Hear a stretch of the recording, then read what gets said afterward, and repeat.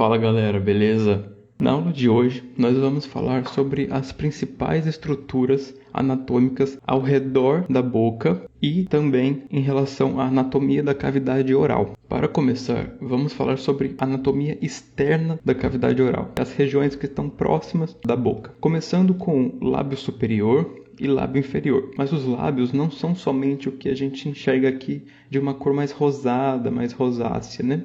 Os lábios são divididos em três. Toda essa região de pele é composta pelo músculo orbicular. Forma a primeira parte do lábio, a parte da pele, a primeira parte do lábio. Seguimos para a segunda parte, que é a zona vermelha. É a que a gente pode ver aqui com essa cor um pouco mais avermelhada, um pouco mais rosada. A zona vermelha é o chamado de vermelhão do lábio. E internamente, a terceira parte é chamada de mucosa labial. É uma região interna altamente vascularizada. Seguimos para uma região chamada de comissura labial. A comissura labial nada mais é do que um ângulo da boca. Tem a união do lábio superior com o lábio inferior. Nesta união forma-se um ângulo. Este ângulo, essa junção entre os dois lábios é chamada de comissura labial, ou também ângulo da boca. Seguimos para este sulco muito importante, conhecido popularmente como bigode chinês. Este sulco, quando a gente sorri, ele é muito mais evidente. É um sulco que vem do nariz e vai para a região próxima aos lábios. Ou seja, o nome é chamado de sulco nasolabial, pelo fato dele sair do nariz e ir para os lábios. Temos o filtro, esta região que tem uma depressão na linha média do paciente, próximo ao V labial.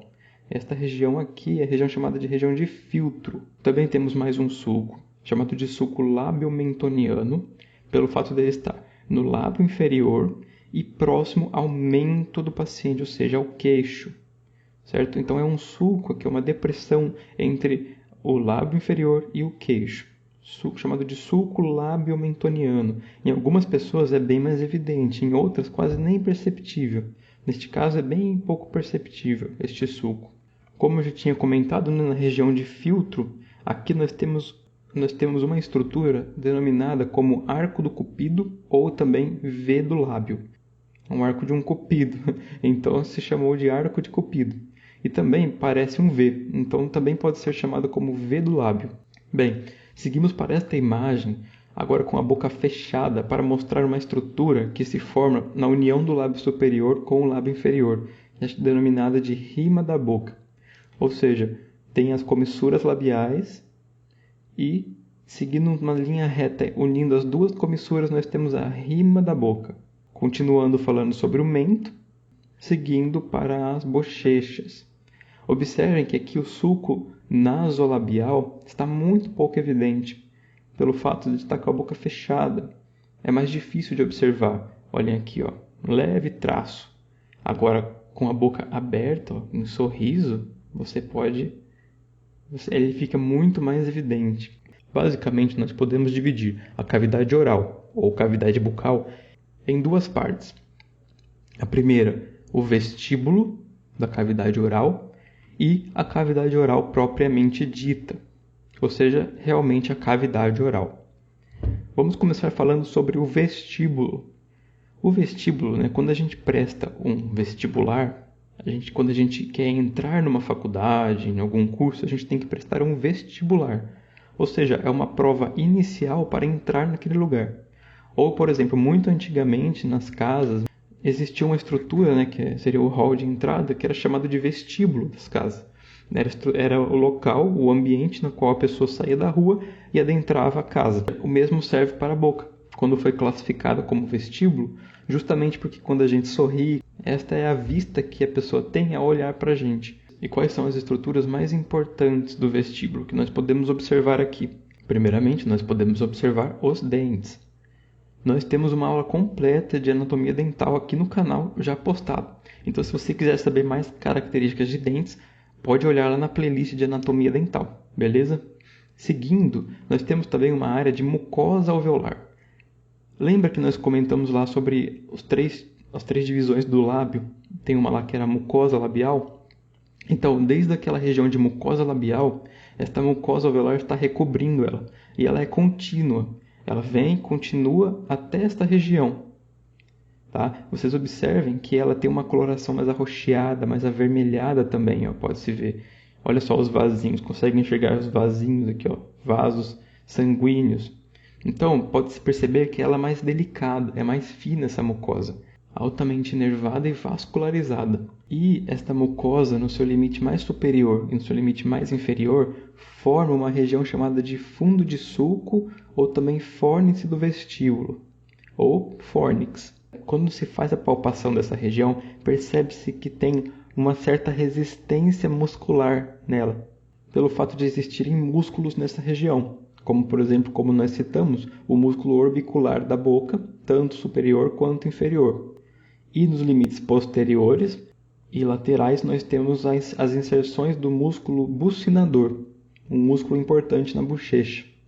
Então, delimitando toda essa região da cavidade oral.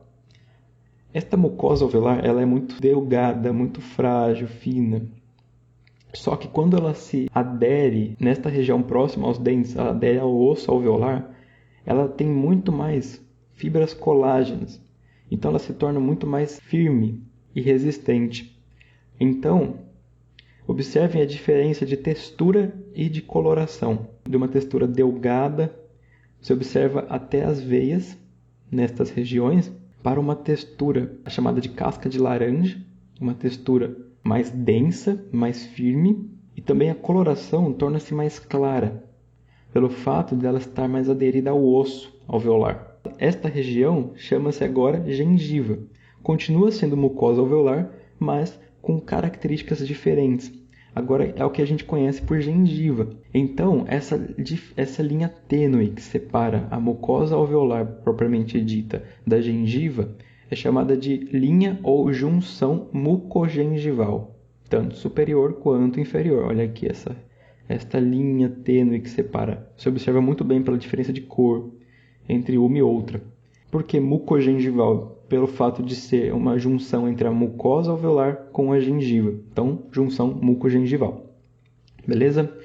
Além disso, próximo aos dentes, nós podemos observar esse prolongamento da gengiva, que é chamado de papila interdental. Papila por ser um prolongamento mesmo de gengiva neste local e interdental por estar entre os dentes. E por fim, nós podemos comentar também sobre os freios presentes nesta região de vestíbulo. Olha aqui, ó. Temos os freios labiais, superior, inferior, e temos freios laterais. Estes freios são altamente variáveis. Tem pessoas que têm mais, tem pessoas que têm menos, tem pessoas que às vezes podem nem ter ou ter bem delgado. E tem casos também que existem pessoas que têm um freio labial, por exemplo, superior, muito evidenciado. Um freio muito robusto, ele pode chegar até na região incisivos, causando um afastamento dos dentes, chamado de diastema. E pode ser tão forte esse freio que essa região toda fica mais esbranquiçada, fica isquêmica, devido a essa tensão causada pelo freio. Em muitos casos, deve ser feita uma cirurgia para remoção desse freio, chamada de frenectomia. Então, vimos o vestíbulo. Agora, vamos seguir para a cavidade oral propriamente dita, ou seja, realmente para a cavidade oral. Podemos começar falando sobre a mucosa jugal. Nós comentamos sobre bochecha, sobre músculo bucinador. Agora, olhando de uma vista interna, nós podemos ver aqui externa a bochecha e na vista interna, em ambas as figuras, nesta região e nesta região, região de mucosa jugal. Nada mais é do que a região interna da bochecha. Na mucosa jugal, nós temos também uma estrutura muito importante para a nossa saliva. Esta região é chamada de papila parotídea. Papila porque se assemelha a uma papila, uma elevação que parece uma papila, e parotídea pelo fato de estar relacionada ao ducto da glândula parótida, que é a nossa maior glândula salivar. É muito importante, tanto que para realizar isolamento relativo com roletes de algodão, nesta região nós temos que colocar roletes para reduzir um pouco o fluxo salivar, por exemplo. Continuando, vamos falar de outra estrutura muito importante, que é a prega pterigomandibular. Observem ela aqui, ó. É muito importante como ponto, como referencial para a técnica anestésica do nervo alveolar inferior. Nós ainda vamos ter uma aula falando sobre as técnicas anestésicas, beleza? E nada mais é do que basicamente o término da inserção do músculo bucinador. O músculo bucinador da bochecha aqui ele termina nessa região de prega pterigomandibular. Uma estrutura super importante. Vocês vão ouvir falar muito dessa estrutura. Continuando, mas agora com uma vista superior da cavidade oral, nós podemos observar a região de palato do paciente. Nesta região, podemos observar uma estrutura mais esbranquiçada, olha aqui, ó, chamada de rafe palatina. Ela tem esse aspecto mais esbranquiçado devido a características fibrosas, porque nesta região, lembra lá da aula de anatomia do crânio, dos ossos do crânio? Tem dois processos aqui, ó, processos palatinos se unindo por uma sutura palatina, chamada de sutura palatina mediana, pois está no meio, na linha média do paciente. Então, como tem essa sutura aqui, pode-se observar, porque a mucosa do palato ela é muito aderida ao osso, ela é muito junta ao osso. Então, você pode observar até mesmo a sutura, esta região mais esbranquiçada, mais fibrosa. Continuando, podemos ver que temos o palato do paciente, pode ser dividido em dois. O palato duro, olha que ele é um aspecto mais pálido, porque é justamente aderido ao osso. Essa mucosa é bem aderida ao osso, bem firme, é bem mais pálido. E um aspecto mais avermelhado, uma coloração mais viva, tanto nessa imagem quanto nessa. Olha aqui, ó, temos o palato duro, mais pálido, esbranquiçado, e o palato mole do paciente. Então temos também essa divisão. Também podemos observar uma região chamada de papila incisiva. É outra papila importante. Essa aqui é incisiva pelo fato de estar nos incisivos centrais, próximo, né? E também pelo fato dela estar acima, bem acima do forame incisivo, que é aquele que vai passar o nervo nasopalatino. Lembra lá da aula de inervação dos dentes? Pois bem, é muito importante para a anestesia também. Esta região é a região que você vai inserir a agulha, fazer a punção para anestesiar o nervo nasopalatino. Anestesiar toda essa região aqui de palato, de canino a canino do paciente. Então, é uma região também muito importante. E para finalizar, nós podemos ver as pregas palatinas transversas. Depende de pessoa a pessoa, tanto que ela também pode ser usada até para reconhecimento humano.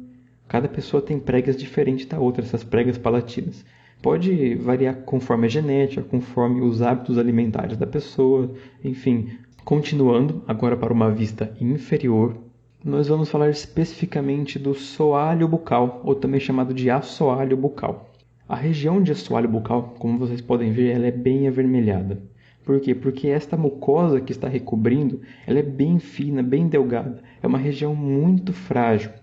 Qualquer batida pode causar um rompimento dessa mucosa e sangramento. É uma região muito delicada na nossa boca. Em íntimo contato com músculos, com glândulas, com vasos sanguíneos, nervos. Então é uma região muito importante, muito delicada. Então vamos falar das estruturas. Podemos ver aqui o freio lingual. Olha só, mais um freio. E neste caso, o freio lingual pelo fato dele unir o ventre da língua ao soalho da cavidade bucal. Antes de chegar na união do soalho, tem estruturas chamadas de carúnculas sublinguais. Estas carúnculas são extremamente importantes também para a salivação, pelo fato de nelas saírem os ductos das glândulas submandibulares. Então são extremamente importantes para casos de normalidade, para a salivação e também em alguns casos de lesões em que envolvam rompimento de ducto ou obstrução de ducto, né? Por exemplo, tem cialolitíase, tem mucocele. Nós vamos ter aulas bem mais para frente falando sobre essas lesões específicas. Mas dando uma prévia aqui, está muito importante também a isto. Lateralmente, essas carúnculas, temos regiões que parecem um V. Essas regiões são chamadas de pregas sublinguais. Lembra que nós tínhamos as pregas palatinas transversas? Nós também temos as pregas sublinguais. E para finalizar este assunto de cavidade oral propriamente dita, vamos falar agora da região posterior da cavidade oral. Estas são as estruturas que ficam evidenciadas quando nós abrimos a boca. Nós podemos observar aqui com o número 1, chamado de arco palatoglosso. Olha só, arco porque realmente ele se assemelha a um arco. Então nós temos dois arcos na cavidade oral. O arco palatoglosso, representado pelo número 1 aqui, palatoglosso, e o arco palatofaríngeo, lá próximo da faringe. Olha aqui. E entre esses dois arcos tem uma depressão na qual fica uma região, uma estrutura muito conhecida por vocês, que é a tonsila palatina, ou chamada de amígdala, as amígdalas, muito importantes para a defesa do nosso organismo, extremamente rica em linfonodos. Finalizamos então para uma região, uma estrutura chamada de úvula. Esta região aqui de úvula, representada pelo número 2. Com isso nós finalizamos esta aula sobre anatomia geral da cavidade oral. Espero que vocês tenham entendido esta aula. Tem também bastante conteúdo. Se ficou alguma dúvida, deixe nos comentários que eu irei responder, tá bom? No mais é isso, galera. Se vocês gostaram, por favor, deixem seu like que ajuda demais o canal. Me deixa muito feliz. Isso me mostra que realmente vocês estão gostando do conteúdo. Um grande abraço para vocês. Eu espero vocês numa próxima aula.